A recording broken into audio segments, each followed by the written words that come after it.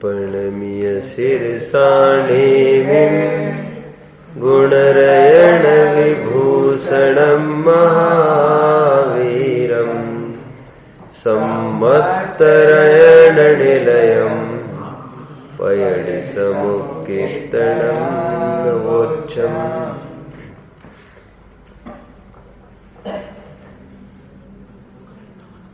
जैन आचार्यों ने प्रमाण की चर्चा करते हुए प्रत्यक्ष के साथ साथ अनुमान को भी प्रत्यक्ष माना है, प्रमाण माना है। एक तत्वार सूत्र का प्रसिद्ध सूत्र है, मति स्मृति संज्ञा चिंता विनिबोध इत्यनर्थांतरम। बात इतनी सी ये कहने की कि अनुमान भी प्रमाण ज्ञान माना है जैनियों ने। चार्वाक मत है, वे मात्र प्रत्यक्ष को प्रमाण मानते हैं। प्रमाण मतलब क्या, सब समझ लो अच्छे से। जानने के साधन को प्रमाण कहते हैं। वस्तु कैसे पकड़ में आ सकती है, उस साधन को प्रमाण कहते हैं। जैनियों ने सम्यक ज्ञान को प्रमाण माना है। परीक्षा मुख का एक सूत्र है, सम्यक ज्ञानम प्रमाणम। और जैनेतरों ने अन्य अन्य प्रमाण माने हैं, उसकी थोड़ी चर्चा करेंगे। मति श्रुत अवधि मन परे केवलानि ज्ञानम, ऐसा भी एक सूत्र है, जिससे ये बात फलित होती है कि मति श्रुति परोक्ष ज्ञान है, आद्य परोक्षम। अवधि मन परे केवल ज्ञान प्रत्यक्ष ज्ञान है, प्रत्यक्षम अन्यत। तो संक्षेप में जैनियों ने दो प्रमाण माने, प्रत्यक्ष परोक्ष। ठीक है, जानने के साधन को प्रमाण कहते हैं। प्रत्यक्ष जानना ही सम्यक ज्ञान नहीं है, परोक्ष जानना भी सम्यक ज्ञान है। ठीक है, अब प्रत्यक्ष तो अवधि मन परे और केवल ज्ञानी ही जानते हैं, टू द पॉइंट, एक एक अणु को, एक एक पर्याय को, है ना। सर्वद्रव्य पर्यायषु केवलस्य, सकल द्रव्य के गुणानंत जाने एक ही काल केवली भगवंता। भगवान से कुछ भी नहीं छिपा है। ठीक है, भगवान का सर्वज्ञता प्रकट हुई है, ये उनका प्रत्यक्ष ज्ञान है, जिसे पारमार्थिक प्रत्यक्ष कहते हैं। अवधि ज्ञान और मन पर्याय ज्ञान भी विशेष तपश्चरण आदि के बल पर हुए हैं, आत्मिक विशुद्धि के बल पर ये हुए हैं। अभी भव प्रत्यय वाले अवधि ज्ञान की मेरी चर्चा नहीं है, नारकीय देवों की, लेकिन जो मानवों की है अवधि ज्ञान, वो मेहनत से ही हुई है, तपश्चरण के फल से होता है। ये आत्मिक विशुद्धि से अवधि मन पर्याय ज्ञान होता है, सो इनको भी एक देश प्रत्यक्ष हो जाता है। आज हमारे पास परोक्ष साधन है एकमेव ज्ञान का, मतिश्रुत जिसको कहते हैं। अभी देखिए, हमें कुछ परीक्षा करनी है वस्तुओं की, 6 द्रव्य 7 तत्वों की परीक्षा करनी है, और हमारे पास साधन है, कौन सा है, मतिश्रुत ज्ञान, जो परोक्ष है। और परोक्ष के ही माध्यम से हमको आत्मानुभव की प्राप्ति करनी है। ये परोक्ष से 6 द्रव्य का निर्णय करना है, परोक्ष रूप से 7 तत्वों को समझना है, क्योंकि मोक्ष हमारे सामने तो खड़ा नहीं है। खड़ा है क्या मोक्ष हमारे सामने? अनुमेय है। क्या है? अनुमान का विषय है, बस अनुमान कि हाँ हो सकता है, हाँ अनुमान से ऐसा हमने माना, ऐसे भी कोई जीव होगा जो हर प्रकार से दोष से मुक्त हुआ होगा। हेतु, इनसे इनका दोष कम है, इनसे इनका दोष कम है, इनसे इनका कम है, ऐसा भी कोई जीव होगा बियॉन्ड द विजन, जिसको हम आज देख नहीं सकते हैं, अनुमान से, जिसने संपूर्ण दोषों का अभाव किया होगा। इसे कहते हैं अनुमान। ठीक है, ठीक है। निश्चयशास्त्रे अतिशयन, जो ये हेतु बोल रहे हैं। अब तो मीमांसा में कार्य का लिखे, दोषावरणी और हानि निश्चयशास्त्री शायनाथ, आगे क्या है? बहिर्मल अंतरिक्ष, क्या क्वचिद यथा सो हेतुभ्य बहिरंतर्मल क्षय। जिस प्रकार खदान में से निकला हुआ स्वर्ण पाषाण पूर्ण मलिन है, धीरे धीरे ताव देते जाओ शुद्धता की तरफ बढ़ता जाता है। अनुमान कर सकते हैं हम, जितनी मलिनता है उसका भी अभाव जरूर होगा। ये आप सब समझ रहे हैं? घी बनाने की प्रक्रिया चालू की हमने, घी थोड़ा छूटता दिखा, आनंद आ गया और चलाते रहे। आनंद आ गया मतलब हिम्मत बढ़ गई कि हाँ अभी घी की प्राप्ति हो सकती है। अचानक ऐसा नहीं होगा कि पूर्व पर्याय में एकदम कोई दुग्ध वस्तु दूध था और एकदम नेक्स्ट पर्याय में एकदम सब घी दिखने लगे, ऐसा थोड़ी ना होता है। ग्रेजुअल प्रोग्रेस है और वो ग्रेजुअल प्रोग्रेस को देखकर वो आगे बढ़ता है। हाँ, तो साधक अवस्था में हमको हर जगह इंक्रीमेंट दिखता है, उसके बल पर ही तो आगे बढ़ता है जी। आप समझने का प्रयास करो मुझे क्या कहना है। मुझे तो इतना ही कहना है कि अनुमान प्रमाण ये जैन आचार्यों ने स्वीकार किया है। चार्वाक मत वाले अथवा रस्ते फिरू लोग ये मानते हैं, तीव्र अज्ञानी जीव, दुराग्रही विषय भोगी जीव ये मानते हैं कि कल्पनाओं में मत जियो, live in reality, this is reality. किसने देखा है स्वर्ग नरक आदि, ये उनकी भाषा चलती है। अब हर 10 में से 9 लोग छाटेंगे, आपको इस धुन के मिल जाएंगे। किस धुन के मिल जाएंगे? कि किसने देखा है स्वर्ग नरक, जो है सब यहीं पर है, ऐसा बोलते हैं। आप समझ रहे? अब जैनी क्या कहता है कि साम व्यवहारिक प्रत्यक्ष के रूप में हम इनको स्वीकार करते हैं। ये नहीं है, ये तो हम बोल ही नहीं रहे हैं। ये तो तुम जिसको स्वीकार कर रहे हो उसको हम अस्वीकार कैसे कर सकते हैं? बट जो नेकेड आइज से दिखता है उसको कौन स्वीकार कर सकता है?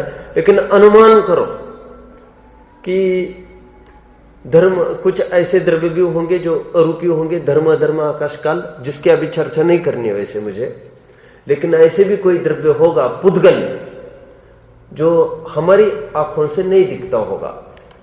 जैसे कर्म की बात मुझे करनी है। कर्म की चर्चा तो हमारी चली रही है। तो एक बात ख्याल में आती है हमारे, पर द्रव्य जैसे हमारे अधीन कोई परिणमन हो रहा है,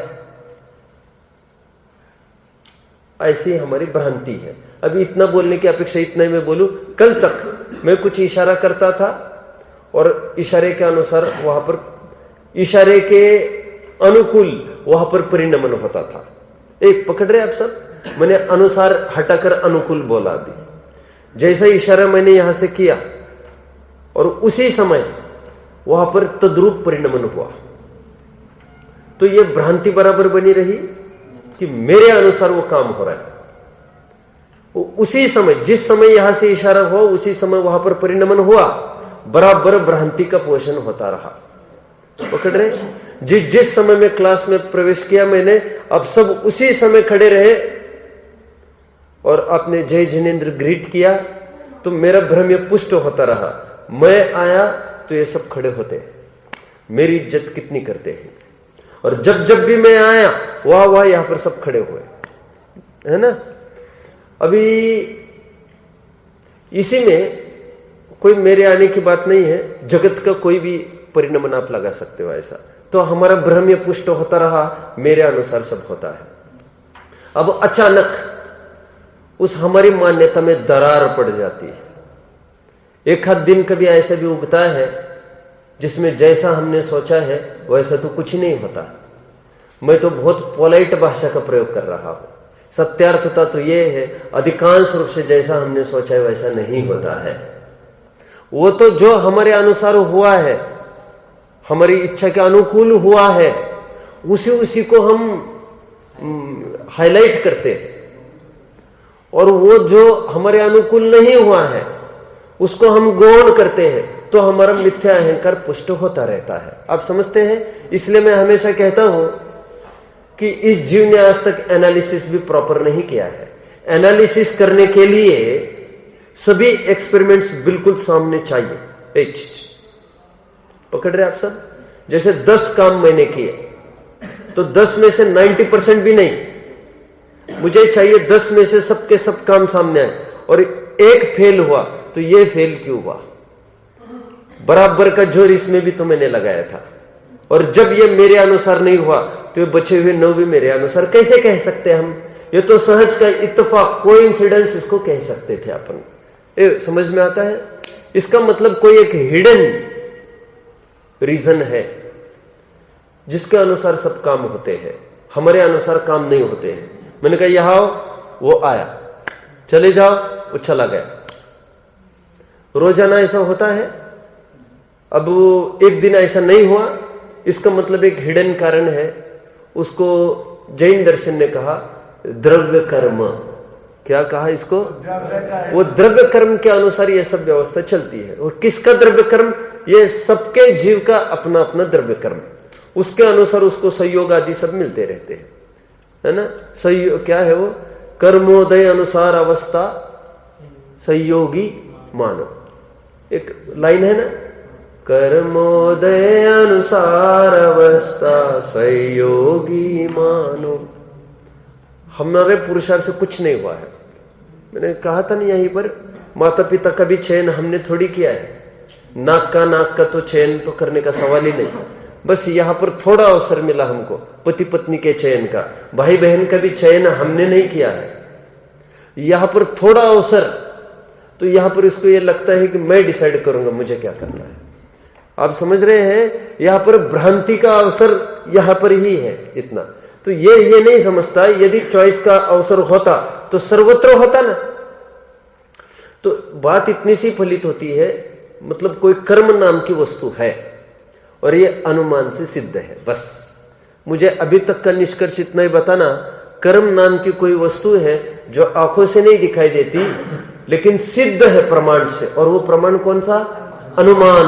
कोई नियामक कारण होना चाहिए इसका, और वो नियामक कारण कोई चेतन कदापि नहीं हो सकता। चेतन क्यों नहीं हो सकता? उसका नियामक कारण कौन होगा? वो चेतन, है ना? जैनेतरों ने तो माना कि जैसे चेतन भगवान है। अरे जब तो भगवान है करता धरता, तो फिर कर्म की क्या आवश्यकता है? आप पकड़ रहे मेरी बात को?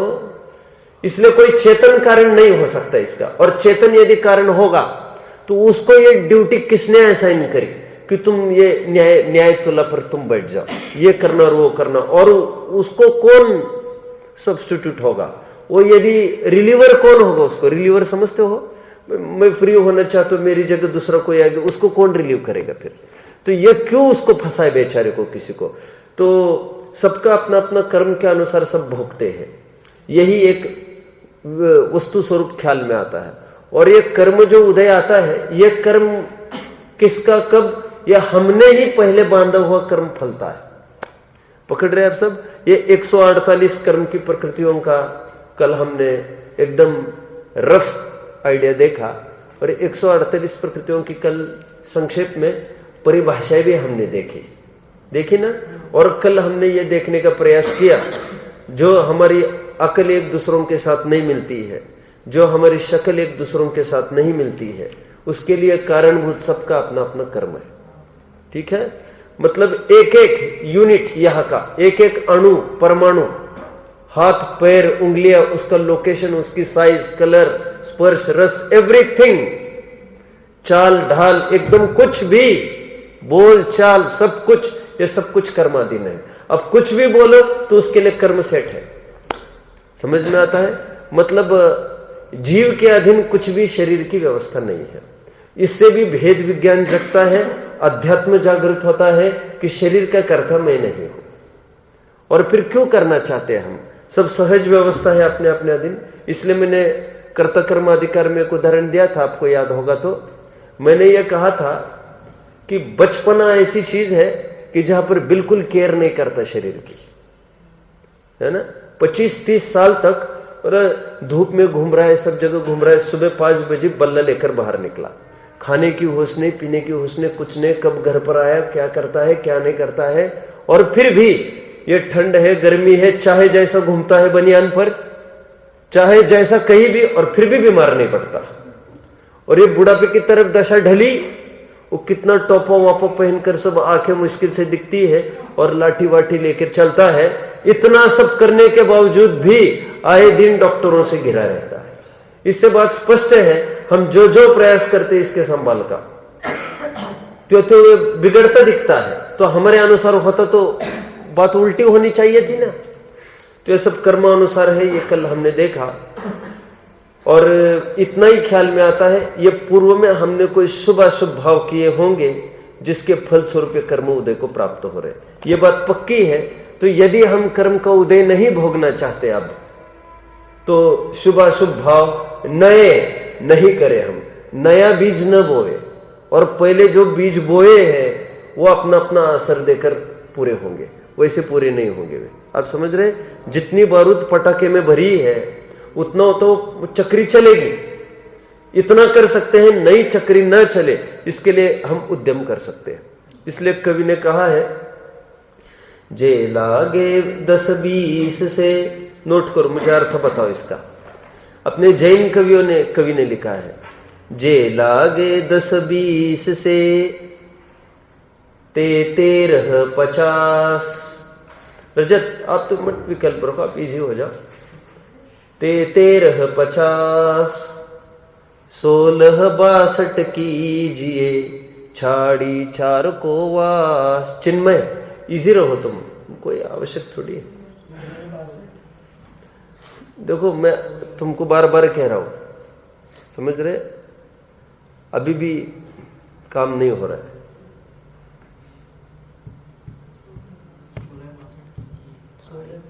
सोलह 62 कीजिए, छाड़ी 4 को वास। लगाओ बुद्धि। जो लागे 10-20 से ते 13-50 16-62 कीजिए, छाड़ी 4 को वास। क्या अर्थ होगा इसका? जो लागे 10-20 से, 10-20 30 तीसना, तृष्णा, मोह, जो मोह करता है। ये जैन वांग में आपको पढ़ना चाहिए। अब भूल जाओगे कालिदास वालिदास को, सबको भूल जाओगे। जो लागे 10-20 से ते 13-50 तेरे शठ, दे हैव गॉन मैड। तेरे शठ, शठ समझते हो? आजकल के नए नए बच्चे बात बात में शठ शठ कहते हैं। ओ शठ, यस योर सेल्फ प्लीज।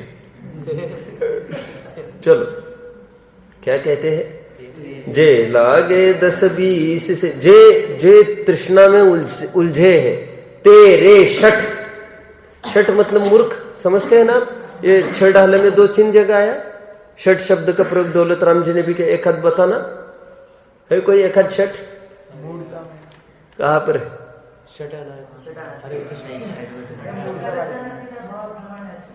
षट करत न 3 भव भ्रमण छे। मूर्ख नहीं करता भव भ्रमण का क्षय।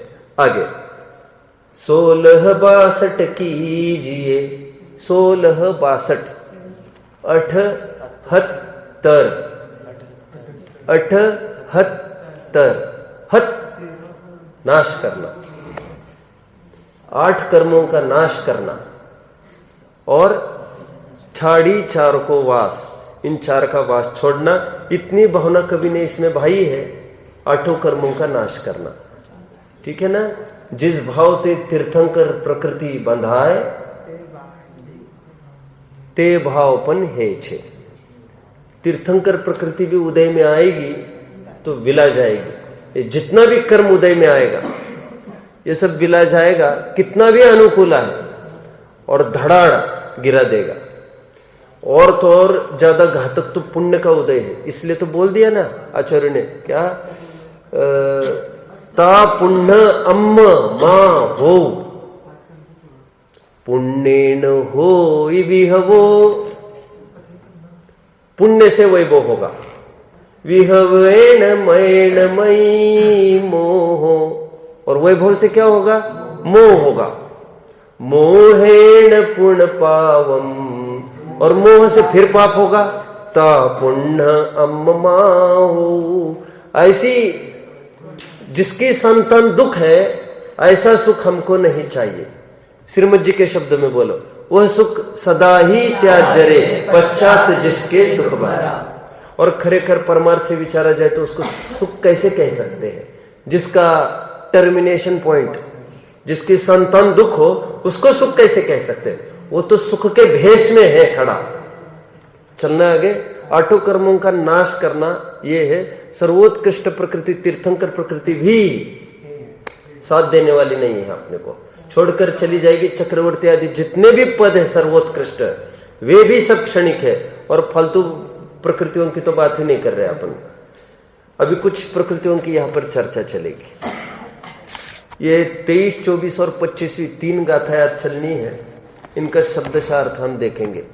एक दिमाग में एक प्रश्न तो सहज रूप से घूमता ही है कि किसी और प्रकृतियों की चर्चा न करके ये अतिथि वर्ग में जिनको कोई प्रश्न हो तो आप पूछ सकेंगे।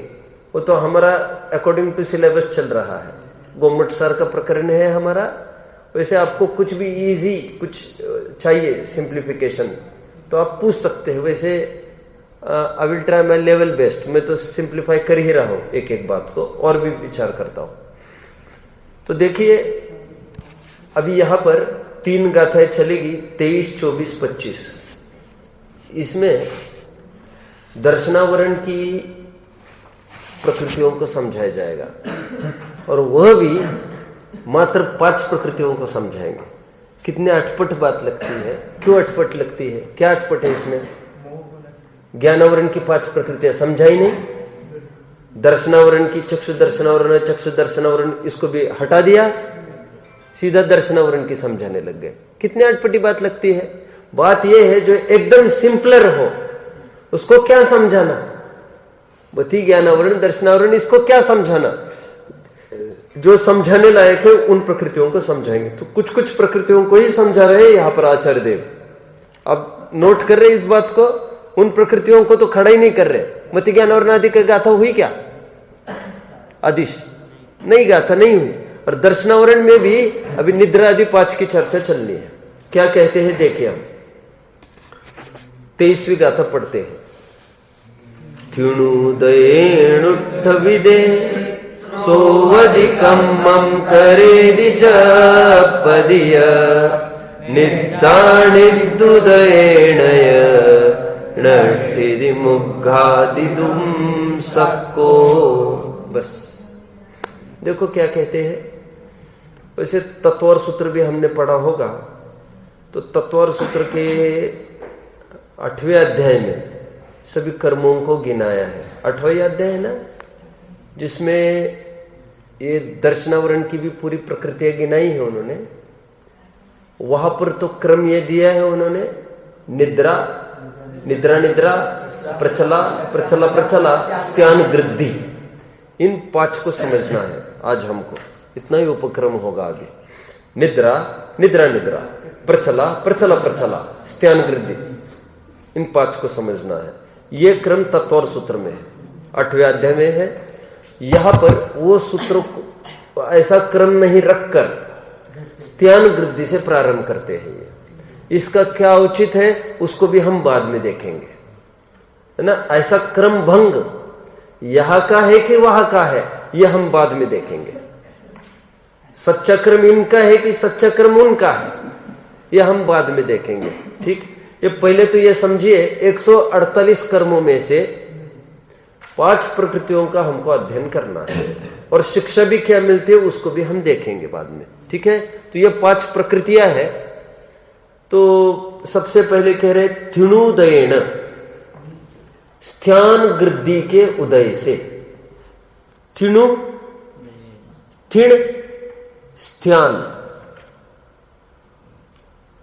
वृद्धि ये शब्द लगा लेना दिमाग से। थिण उदयेण, स्त्यान वृद्धि के उदय से। इस कर्म का जब उदय होता है ना, दर्शनावरण संबंधी कितनी प्रकृतियां कही? रजत 9 प्रकृतियां कही दर्शनावरण संबंधी, और ये घाती कर्म की प्रकृतियां है। घाती कर्म कुल कितने हैं? घाती कर्म कुल 4, भेद प्रभेद 47 घाती कर्म है कुल 47। ठीक है, ये सिंपल लॉजिक है समझने के लिए। 47 शक्तियां हैं, 47 नए हैं, 47 दोहे हैं उपादान निमित्त के, और 47 में आजादी मिली है भारत को, वो तो और मूल चीज है। 47 घाती कर्म है, जिसमें से 5 घाती कर्म को हम देखेंगे ये कैसे घात करते जीव का। स्त्यान गृद्धि के उदय से सोवधि,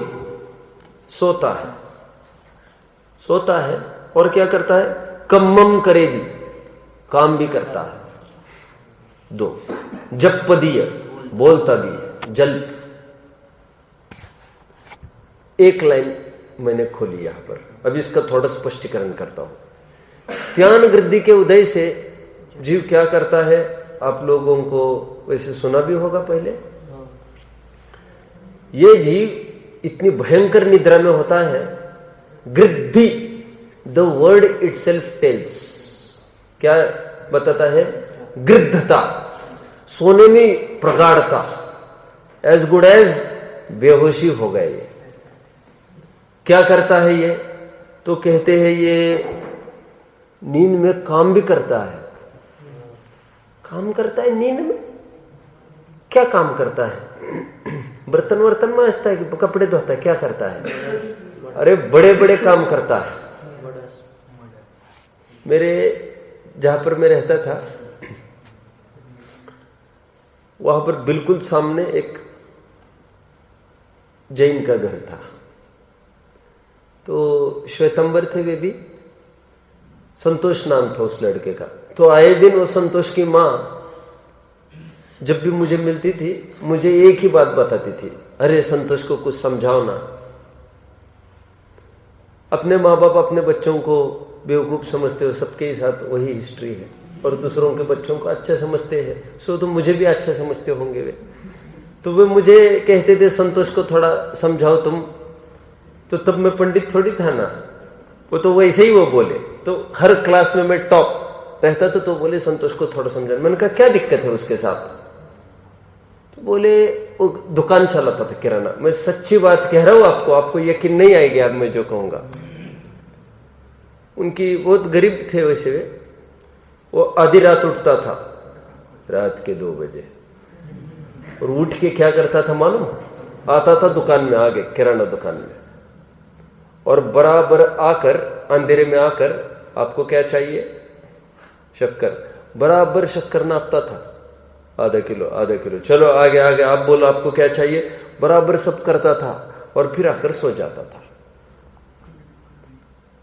और फिर कभी कभार वो कड़ी खोल देता था दरवाजे की, और बिल्कुल हाईवे है, उस तरफ हम रहते हैं, तो हाईवे को क्रॉस करके नींद में, और बराबर उस तरफ जाकर बैठ जाता था आधी रात में।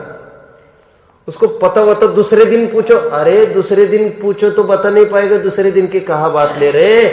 अभी भी उसको पता नहीं है वो क्या कर रहे, तुम दूसरे दिन की बात कर रहे, उसको पता ही नहीं चलता था मैं क्या कर रहा हूं। यह नींद में ऐसे ऐसे काम करता है। और नींद में किसी के घर में जाकर कुछ चुरा के लेके आए, और फिर नींद में ही जाकर फिर रख कर भी आए वहां पर, और पता नहीं चले। और तो और अब ये बोल रहे थे ऐसी गहरी निद्रा में जाके खून भी करके आए, उसको पता नहीं चलता। इस ध्यान वृद्धि वाली नींद है। आप समझ रहे हैं? अभी अनुमान हो रहा है? मुझे तो वैसे आती लगती थी पहले। वर्णी जी है ना, सहजानंद वर्णी जी नहीं, गणेश प्रसाद जी वर्णी। ये गणेश प्रसाद जी वर्णी, जिनको बड़े वर्णी जी के रूप में पहचाना जाता था, इनको इनकी क्या विशेषता थी कोई बताएगा? इनको पूरा समय सार मुखोद्गत था, आत्मख्याति। पूरी टीका संस्कृत की, आत्मख्याति मुखोद्गत, कितनी पकड़ होगी उनकी आप समझ सकते हैं। और ये बराबर समकालीन रहे ये 2-5 विद्वान जिन्होंने समय सार पर खूब चलाया, तो उस समय में ये भी रहे खूब, गणेश प्रसाद जी वर्णी। गणेश प्रसाद जी वर्णी ने भी उनको मुखोद्गत था। सहजानंद वर्णी जी, उन्होंने टीका भी लिखी, और इस तरफ कांजी स्वामी, ये पूरा समय सार पर पूरा इंटरप्रेट करते थे। अब हुआ क्या, लेकिन गणेश प्रसाद जी ये मानते थे, गणेश प्रसाद वर्णी जी, कि इसको सभा में नहीं चलाना चाहिए समय सार। मैंने आपको पहले बताया था, आपको याद होगा। क्या भूल थी उनकी बहुत बड़ी, वे कहते थे सभा में नहीं चलाना इसको, अभी लोगों का ज्ञान है कहते थे। अथवा भूल की अपेक्षा उन्होंने अपनी निजी बुद्धि से कुछ जाना होगा, ऐसे भी कह सकते हैं अपन, क्योंकि लोगों को अभी कुछ ही खबर नहीं थी, ठिकाना ही नहीं था। मैंने आपको बोला था, एक दिन उन्होंने बोला कि रात में जैनी को पानी ही नहीं पीना चाहिए। क्या? तो दूसरे दिन कोई मंदिर नहीं आया, 150 जन की सभा साफ। ये क्या हो गया? फिर लोग मिले, यह हुआ, क्या बात है भाई? बोले कैसे आते? बोले कल तो वैसे झूठे मुंह सोए थे, फिर आज क्यों झूठे मुंह? अब आपने पानी के मना कर दिया। अब भोजन तो किया था, अपने भोजन की तो बात ही नहीं। ऐसी पब्लिक थी तब, अब उनको कैसे समझाए, उनको लगा होगा। खैर, मुझे तो यह कहना है, पूरी आत्मख्याति मुखोद्गत और पूरी नींद में बोल देते थे वे, और 1-1 घंटे का प्रवचन भी होता था उनका, बिल्कुल नींद में। कहने की बात क्या है, नींद में कुछ भी हो सकता है। ये स्त्यान गृद्धि की ये यहां पर बात कर रहे हैं, इतनी खतरनाक है ये नींद। ठीक है, आगे मैं निष्कर्ष के रूप में फिर बाद में कुछ बताऊंगा, अभी तो बस स्वरूप बताता जा रहा हूं। ठीक है, ये निद्रा मतलब बेहोशी जैसी हालत है, इसलिए हम जितनी निद्रा से बच सकते हैं उतना बचने का हमको प्रयास करना चाहिए, क्योंकि ये हमारे विवेक को ढकता है। संगी पंचेंद्रिय पने की उपज, सोच विचार, उतनी देर के लिए आप असंगीवत हो गए, एकेंद्रियवत, जड़वत हो गए आप। इसलिए देखना, नींद में हमको थोड़ी थोड़ी बात में लेकर बहुत आकुलता होती है। आपने नोट किया होगा, एकदम भय, एकदम आकुलता, फिर अरे एग्जाम नहीं दे पर, अरे ये तकलीफ, अरे कोई मार रहा है, अरे कोई कुछ कर रहा है। और वही एकदम आप होश हवास में हो, अब कोई भी समस्या हो उसका सामना समर्थ रूप से आप कर सकते हो। देखते क्या होता है, आने दो, समझ लेंगे। और नींद में आप एक एक बात को लेकर डर जाते हैं, अज्ञान की बात होती है वहां पर। इसलिए जितने भी लोक में भी जो बड़े लोग होते हैं वे भी कम से कम सोते हैं, 4 घंटा 5 घंटा बहुत हो गए उनके लिए। बड़े बड़े लीडर्स भी है ना, एक गांधी जी जैसे हो गए ना, ये जिनका समाज सेवा आदि में खूब बड़ा रोल रहा, एकदम कम से कम सोते थे। ठीक है, आगे बढ़ते हैं हम। निद्दुदयनय, मुझे बहुत तकलीफ होती है, सच पूछो तो मुझे बहुत तकलीफ होती है। मैं आपको क्या बताऊं और कैसे बताऊं, यहां पर कैसे बताऊं मुझे समझ में नहीं आता। मतलब आज देखो, विद्वानों ने भी एक लक्ष्य बना लिया है, सब विद्वानों ने। आम लोगों की तो बात ही नहीं, वे तो कहीं खड़े ही नहीं है बेचारे। प्रवचन नहीं हो सुबह वगैरह का, बस उठना नहीं है सुबह। मतलब हमें सामयिक का काल है हमारा, योग का काल है हमारा, ये हम बात को भूल जाते हैं।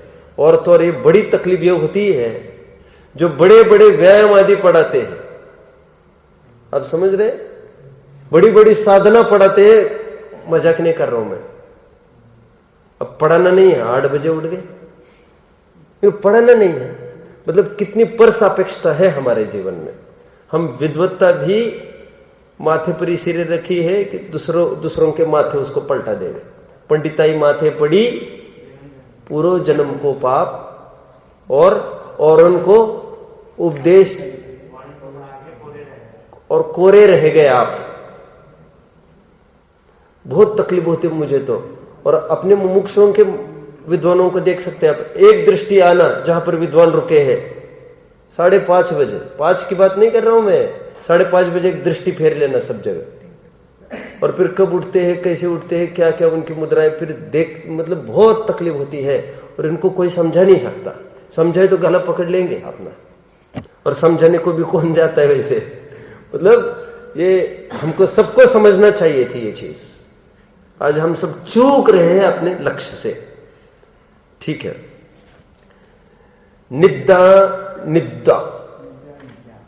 निद्रा की चर्चा करते हैं। अब इसमें क्या होता है देखते हैं। निद्रा कंपेरेटिवली लेस स्ट्रोंगर, कंपेरेटिवली निद्रा के उदय से दिट्टम उग्घादिदुम सबको, दृष्टि को खोल नहीं सकता।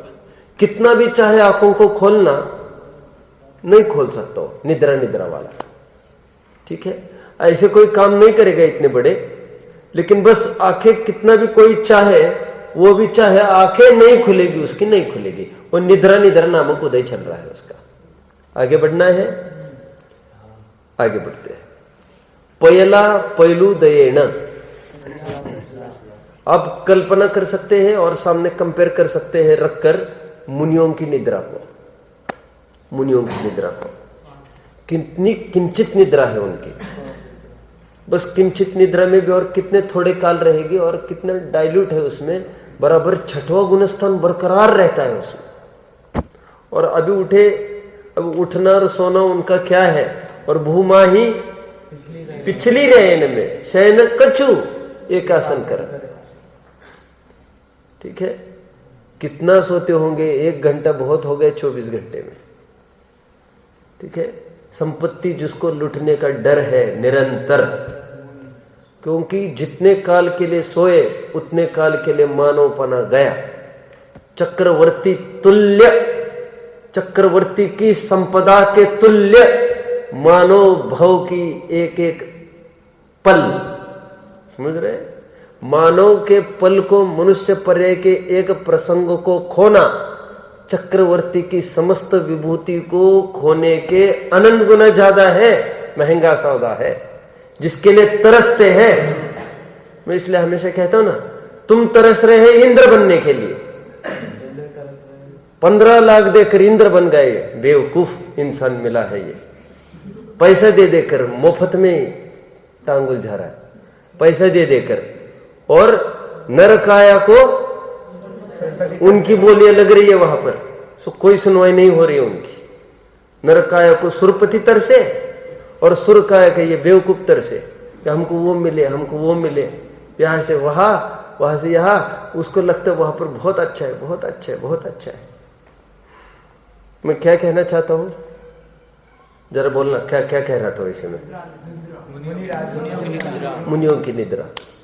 ठीक है, देखो, प्रचला पयला पयलू, पयला पयल, प्रचला क्या चीज है? उदयनय बहेदी लाला चलंती अंगाइम, लार बहती है और अंग चलते हैं। ये प्रचला में ये होता है। ठीक है, असावधान नींद है। और मुनियों की नींद ऐसी ही है, देखो सुनो, देखिए मैंने अभी मुनि स्वरूप चला है 40 आवर्स में, जिसको चाहिए वो ले लेना, पूरा रिकॉर्डिंग है उसका। और अब भी एक रिपोर्ट आई कल मुझे, वो बहुत लाइक किया एक जन ने। मैंने बहुत सारे ग्रंथों को साथ में रखकर उसको लिया है, 7-8 ग्रंथों को, उसमें मैंने खूब लिया है। ये मुनिराज सूर्यास्त के अंतर मुहूर्त पहले एक अपना आसन सेट करते हैं और ठेठ सूर्योदय के अंतर मुहूर्त बाद आसन को बदलते हैं। बीच में मुश्किल है वे अपनी करवट बदले, और पहले ही जाकर सेट होता है ये, आज मैं बाएं करवट से के मुद्रा रखूंगा, सोऊंगा तो बोल ही नहीं सकते, सोता है क्या तू? बाई करवट की मुद्रा रखेंगे, सोएंगे कहां से लाए? जागृति है निरंतर, समझ में आता है। और बराबर रात भर एनी टाइम उनको जाकर देखो, वो पोज आपको दिखेगी, सेम पोज, समझ में आता है। और देखो दूसरी करवट भी बदलनी हो ना, सेकंड करवट, पहले परमिशन लेनी पड़ती है शाम को जाकर आचार्य देव के पास, भगवान बोलो आज थोड़ी तकलीफ है, क्या बात है। कोई होते ना वृद्ध हो जाते मुनि तो हड्डियां चुभने लगते आदि, जो भी प्रॉब्लम होगी उनकी, रुग्णावस्था कुछ अवस्था है तो पहले परमिशन लेते, आज मैं 2 करवट ले सकता हूं। तो फिर वे आचार्य विचार करेंगे, परिस्थिति देखेंगे, ठीक है बोलेंगे, और फिर भी करवट बदलने के पहले परिमार्जन होगा। ये साहब इसमें तो नींद खराब होगी, फिर कब करवट बदलता रहेगा कि परिमार्जन करता रहेगा। देखो कितने सावधानी है उनकी। हम थोड़ा भी हमको याद है हमने नींद में कहां पर हाथ रखा, कहां पर पैर रखा, कुछ याद है हमको? कितने जीवों का घात होता, कुछ भी याद नहीं। नींद तो नींद है। और एक कोने में तकिया है, एक कोने में ये है, और तू एक कोने में, वो बेडशीट एक कोने में, और बिल्कुल डायगोनली दिखता है। सोया ऐसा था और लेटते लेटते ठेठ यहां पर आ जाता है। हम ऐसा पढ़ते थे जब, तो हम ऐसी करते थे। कोई वास्तव में ऐसी नींद सोता है, हम उसके ऐसी मजा लेते थे। 2 जन मिलकर उसको ठेठ रस्ते के बीच में लाकर रखते थे, उसको पता नहीं चलता था। सच्ची बात कह रहे हैं, उसको हॉर्न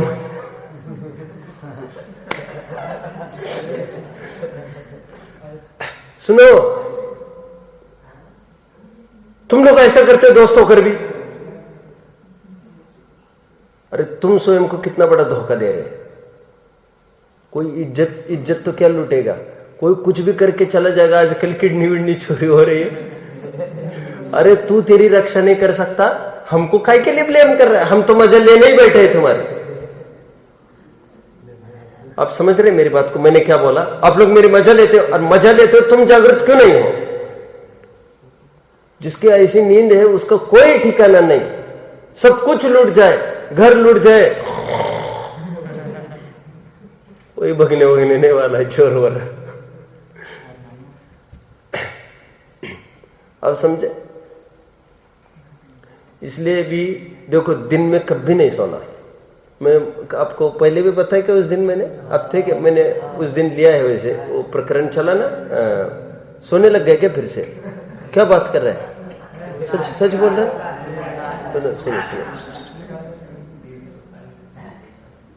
सुनो, मैंने आपको उस दिन बोला होगा, मैं कभी बाय चांस 5 मिनट भी लेटा दिन में, अभी तो नहीं लेटा हुआ इसे, तो महीने में 1 आध बार कभी 5 मिनट लेट गया, तो 5 मिनट भी लेटा मैं, और मुक्ति भी आई इस तरफ, इस कमरे में मेरे। मैं बहुत डर जाता हूं, आप कल्पना नहीं कर सकते मेरे हार्ट बीट की। मैं सच्ची बात कह रहा हूं, जिनवानी है इस तरफ। मुक्ति कभी बाय चांस आया अचानक, तो भी क्यों? और ये मुझे क्या बोलेंगे? ये मैं इनको प्रॉपर डायरेक्ट करता रहे तो ये मुझे, लेकिन मुझे एकदम ऐसा लगता है अपना बहुत बड़ा अपराध हो गया, और तो रंगे हाथ पकड़े गए हैं। मैं सच्ची बात कह रहा हूं। हम दोपहर में सोना ये मुझे बिल्कुल बर्दाश्त नहीं है, और फिर वो आदत बराबर बनी रहती है वैसे।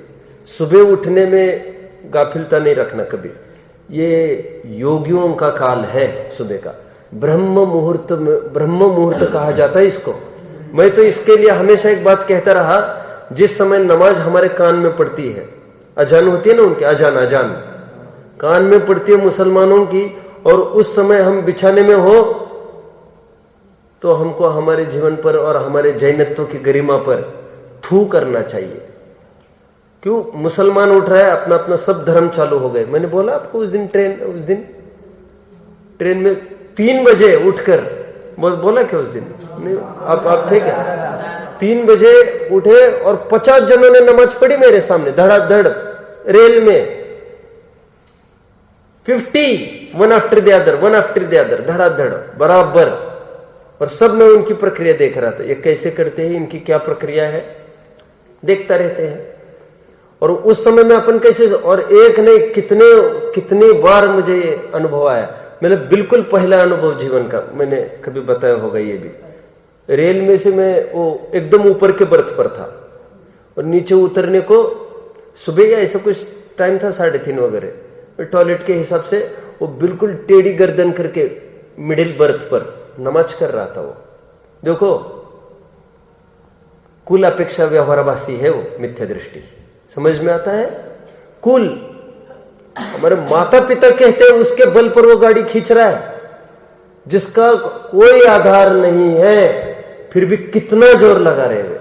उसका कमाल ये आज भी बराबर उनकी बिरादरी में बुरखा आदि सब पद्धतियां बराबर दिखेगी आपको, रोजा आदि पद्धतियां, नमाज आदि सब कुछ। पीएम भी आए नमाज के टाइम में और दुकान बंद उनकी, हे नमाज बोलो, उनकी दुकान में लिखा रहता है हे नमाज मैं तेरे लिए कभी भी, हे दुकान मैं नमाज के लिए कभी भी तुम्हें छोड़ सकता हूं, और हे नमाज मैं तुम्हें किसी के लिए भी कभी भी नहीं छोड़ सकता। दुकानों में लिख रखा है उन्होंने, जबकि क्या है नमाज वो नहीं जानते, कुछ भी स्वरूप नहीं समझते हुए उतने उर्दू के क्या शब्द रट रखे, बस उतना करते हमारा कल्याण होगा, हमारा कल्याण होगा।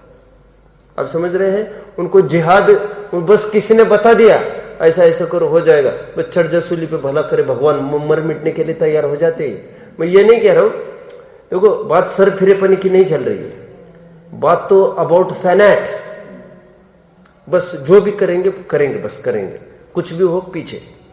चलो क्या कह रहे यहां पर, प्रचला प्रचला के उदय से लार बहती है और हाथ पैर चलते रहते हैं। और हमारी कोई फोटो खींचे ऐसे हालत में और कोई आगे देवे, क्या बीतेगी आपके ऊपर।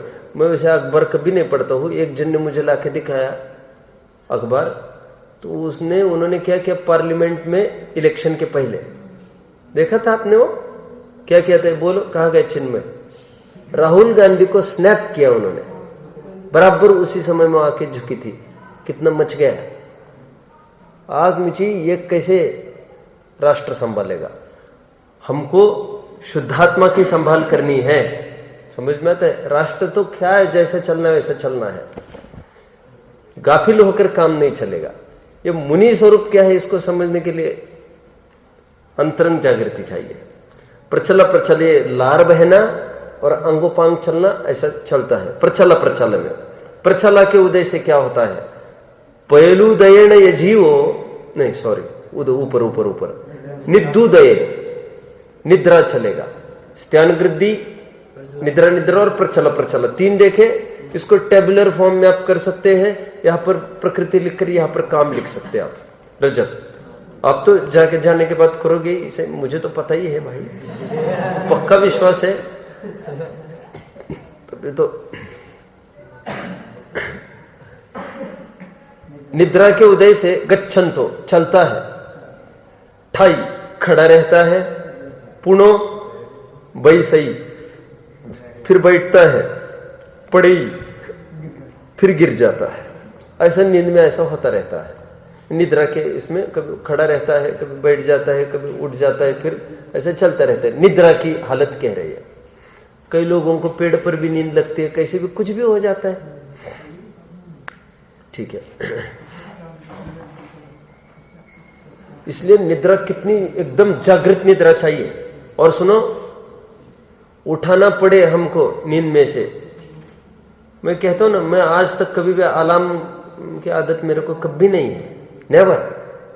और मैंने आपको बताया कि नहीं, मैंने खूब लिया 6वें अध्याय में, वैसे आप लोग नहीं होंगे, जैसे मैंने सेट किया है 3:30 तो बराबर 3:30 ही घड़ी में दिखेंगे। देखो मैं क्या कह रहा हूं आपको, ये विल पावर की मैजिक है। और बराबर 3:30 मतलब रोज 3:30 ही दिखेंगे वहां पर। आप ताज्जुब करेंगे, कांटा थोड़ा यहां थोड़ा वहां भी नहीं रहता है। तो मैं पूरा श्रेय आत्मसमर्पण को देता हूं। अपनी धगज अपने को उठाती है, एक एक पल जा रहा है।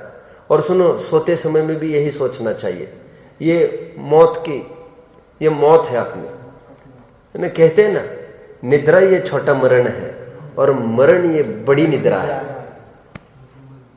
मरण ही है वो साक्षात। टोडरमल जी ने लिखा, बोलो क्या लिखा अपनी, हाँ बोलो बोलो, आकुलता मिटाने के लिए, बोलो जिससे अपना ज्ञान शून्य हो, ऐसा सोना आदि कार्य करके भी सुखी होना चाहता है, ऐसे लिखा। और उसकी तुलना ठेठ किसके साथ की है आयुष?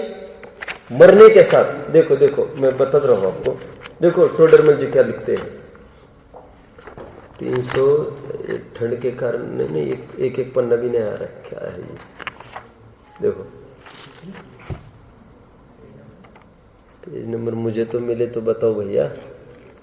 देखो 306, देखो दुखी हो तब सोना चाहता है। क्या बोल रहे?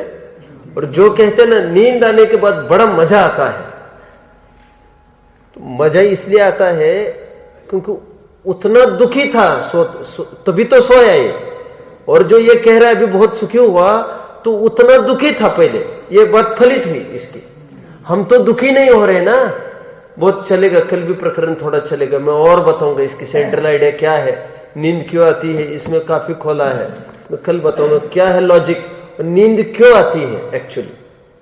ये पूरी इसके लिए श्रेय पूरा टेंशन को जाता है। विकल्प, जितना संकल्पी विकल्पी जीव है उतना ज्यादा थकता है। शरीर का श्रम और मानसिक श्रम, इससे जीव थकता है। शारीरिक के श्रम की बात नहीं है यहां पर, और उससे थककर फिर निद्रा आती है।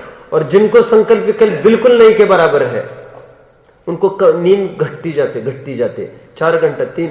और आजकल देखो साइंस तो ये कहता था बुढ़ापे में नींद घटती जाती है। बच्चों को सर्वाधिक नींद कही, आज का जन्मा बच्चा है आज का, तो कहते 23 घंटा नींद, फिर बढ़ते जाओ, फिर ऐसा होते जाएगा, घटते घटते घटते, फिर कहते बुढ़ापे में 4 घंटे नींद बताओ। और आज के बुढ़ों को देखो कब उठते और कब सोते हैं। अब ताज्जुब करेंगे, ऐसा लगता है क्या लिखा है इन्होंने या क्या देख रहे हैं। और आज तो सभी सोते रहते हैं।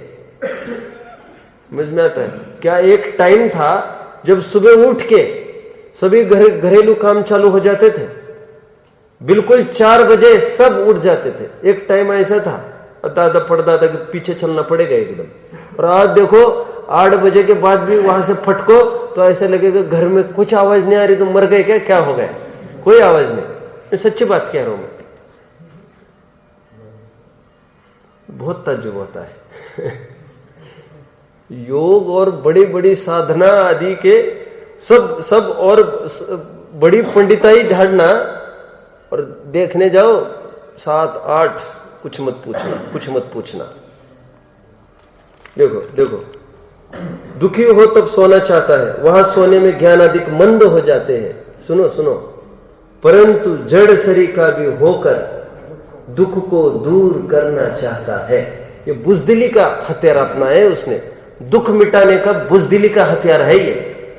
और दुख मिटाने का बहादुरी का हथियार तो तत्व ज्ञान है। तो वो तो देखो एक नशा है शराब की, एक बोतल में काम हो जाता है, उसका टेंशन ऑफ हो जाता है, दिन भर की पूरी थकान एक बोतल में शांत हो जाती है उसकी। तो वो कहा बुरा कर रही है, मैं बोल रहा हूं। एडिक्ट वो हो गए तो तुम कहा एडिक्ट नहीं हुए हो, तुमको उसके बिना भी नहीं चैन पड़ती ना। अरे पहले तो व्रतों में ऐसा होता था, अभी सब बंद हो गई है परंपरा। ये होता था 10 लक्षण वगैरह पर्व होते थे ना, तो रात भर जागरण होता था मंदिरों में। जागरण में होता यह था कि कोई नहीं सोएगा और डोल डफली भी नहीं होगी, तो डोल डफली के बल पर खींच सकता है आदमी रात भर। तो वहां पर भक्तियां गाना, 12 भावनाएं लेना, सब ग्रुप मिलके रात भर करना। क्यों रात भर? मतलब कहने की बात है कि धर्म कार्य कुछ पर्व आया है तो नया क्या होगा, विशेष धर्माराधन होना चाहिए ना। रोज के टाइम पर कैसे सोएंगे? तो बराबर समय रात दिन इसमें लगता रहता था। जागरण कहते थे। अबे हम में से परंपरा हट गई जागरण की। आपने सुना है जागरण वर्ड? अन्य मतियों में, अब अन्य मतियों में प्रचलित हो गया, हमारा गायब हो गया, और हम में से वहां पर चला गया पूरा। अब वो देखो रात भर जागरण होते उनके, नहीं सुना आप लोगों ने? ये रात भर टुंग टुंग टुंग टुंग बजती रहती है। ऐसा लगता है क्या कर रहे हैं आदमी, ये रात भर भक्ति भजन गाते रहते हैं ये। अब वो माइक से गाते हैं, वो कुछ वो बात अलग है। बात अलग इसलिए कह रहा हूं कि कोई मरीज हो, कुछ हो, डिस्टर्बेंस भी हो सकता है, लेकिन ये पद्धतियां थी अपनी। और अपने यहाँ भी अष्टमी 14 का जो दिन है कैसा बिताना, पुरुषार्थ सिद्धि उपाय में स्पष्ट लिखा है। अष्टमी 14 के दिन वो रात भर कम से कम सोकर जागृति में समय लगाकर। उपवास का देखो, उपवास का अर्थ न खाना न पीना इतना नहीं किया ग्रंथों में आपने, इसकी तरफ किसी को ध्यान ही नहीं बढ़ा है। मैं हमेशा कहता हूं अष्टमी चौदस को न खाना न पीना इतना नहीं बोला, तो ऐसा बोला है उन्होंने, पढ़ लेना आप टीकाओं को। पुरुषार्थ सिद्धि पर टोडरमल जी ने लिखा, रात भर धर्माधर आराधन में लगाता है, सोता नहीं, मतलब ऐसा अर्थ लगाना कम से कम सोता है, नहीं सोकर तो ऐसा थोड़ी ना चलेगा। क्यों? वो ट्रेनिंग चल रही है उसके ऊपर बढ़ने की। समझ में आता है? ये तथा देखो आगे, दुख को दूर करना चाहता है तथा मरना चाहता है, वह मरने में अपना नाश मानता है, परंतु अपना अस्तित्व खोकर भी दुख दूर करना चाहता है, इसलिए एक दुख पर रूप पर्याय का अभाव करना ही इसका कर्तव्य है। ये तो यहाँ पर ये पढ़ के दिखाया मैंने। निद्रा टोडरमल जी के दृष्टि में क्या है, जड़ शरीर का होकर भी सोना चाहता है, सोता रहना चाहता है, ऐसे लिखा है, दुख को मिटाना चाहता है। कल चर्चा करेंगे। कितनी गाथा पूरी की आपने? ये 25वीं की, हाँ 24वीं पूरी हुई, 25वीं कल देखेंगे, और भी कुछ देखना है कल देखेंगे। ओम नमः।